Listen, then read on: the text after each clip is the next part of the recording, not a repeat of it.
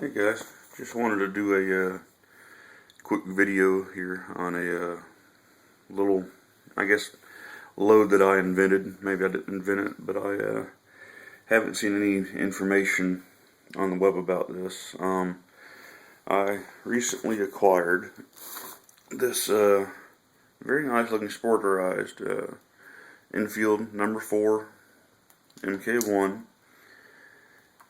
It's got the B-square scope mount on it, and it is, I'm not sure if you guys are going to be able to see this, it's U.S. property marked. It's a really nice gun.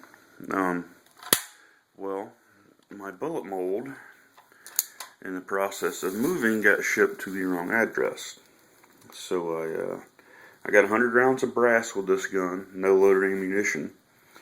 I've got just a couple of the old compressed black powder surplus cartridges, and I think these things are getting a little too old. Maybe the powder is starting to deteriorate, i.e. turn into nitroglycerin, because I shot one of these yesterday and it was just brutal. It kicked worse than the Moisen ever thought about did. So what I did, I came home and I'm sitting there thinking, what can I use as a bullet? For one, to make a light load, and for two, just for plinking around on the cheap. And you guys know how I love Trail Boss. Yeah, $18 for half pound, but it's so bulky it takes up a 1 pound container. And I was looking around and I got a bunch of old Buckshot from a gun show a couple of months back, and the guy had a whole gallon bag full of it, and yeah, he gave me the whole bag of loaded Buckshot 12 gauge for like I think I paid $15 for it. Well, there's 9 double-aught Buckshot pellets in one of those. So got to thinking, measured one. They measure out at 323. Well, bore diameter in the Lee-Enfield, I haven't slugged it, but it's probably going to be around 313, 314. It's been well used.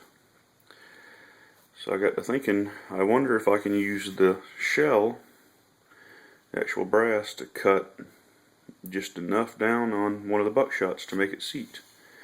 And sure enough, I tried it yesterday and it worked great.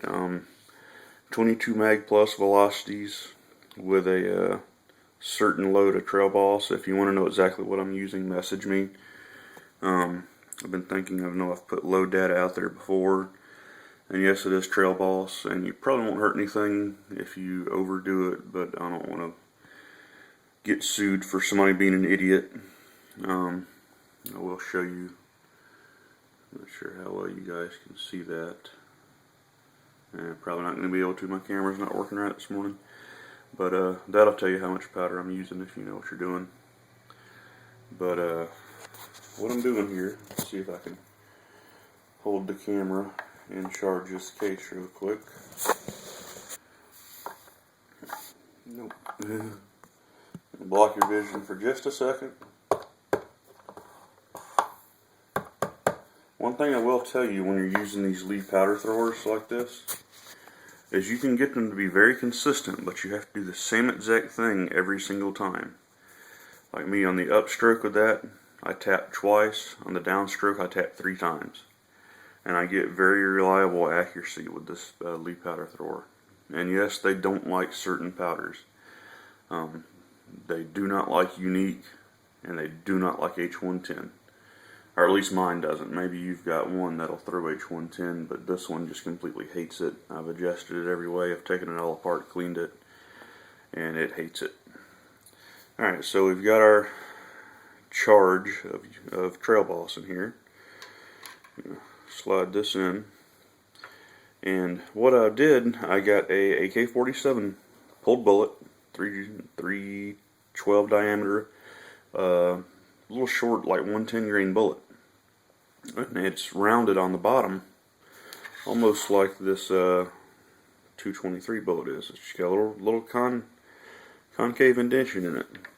Well, it happens to stick perfectly up in my cedar die, and I use it to seat and cut the lead buckshot here. So the seat will come out. It'll have that little ring on it that just fell. I'll show you what it looks like there. This little ring of lead falls off. And what you're left with is a 303 loaded with a double-aught buckshot. Now I do a light factory crimp on these just to hold it in. And I mean, they work great. Accuracy at 75 yards was quite surprising. Popping tin cans, like not even really trying, and that was just with open sights that are not even fully adjusted right yet. So kind of a fun load. Yeah, these are big cases, so you do go through trail boss kind of quick, but it is cheap. I figured it up, and this will tell you what kind of load I'm using. Trail boss is half a pound, and I can get about 350 shots of this out of a 1 canister of trail boss. So do the math and you can figure out what type of load I'm using. I did have it up above that, and they were fun, but I felt like I was just wasting a little too much powder. So I've got some of these loaded up. I'm going to go hit the range. Hopefully the bullet mold will be in tomorrow, and I can do a video on that. It's going to be it's actually made for the 7.62x39. It's the 160 grain tumble lube gas check design.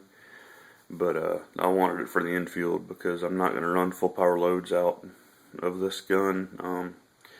Not sure if there's a severe headspace issue or the guy that I got it from just was overloading his cases.